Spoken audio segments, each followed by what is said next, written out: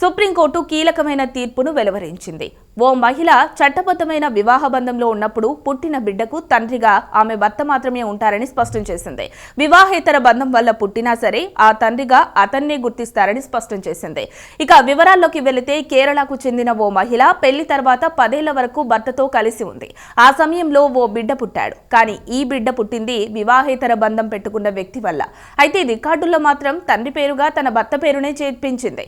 తర్వాత భర్తతో విడాకులు తీసుకుంది. తన బిడ్డ తండ్రి అతను కాదని తండ్రి పేరు మార్చామని కొన్నాళ్ల క్రితం మున్సిపల్ అధికారులకు దరఖాస్తు పెట్టుకుంది.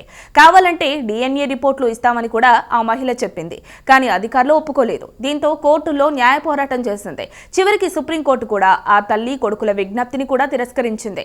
చట్టబద్ధమైన వివాహ బంధంలో ఉన్నప్పుడు వివాహేతర బంధాల ద్వారా పిల్లలు పుట్టినా సరే వారికి తండ్రిగా భర్త పేరే ఉంటుందని మార్చుకునేందుకు అవకాశం లేదని భారతీయ చట్టాలు అందుకు అంగీకరించవని స్పష్టం చేసింది.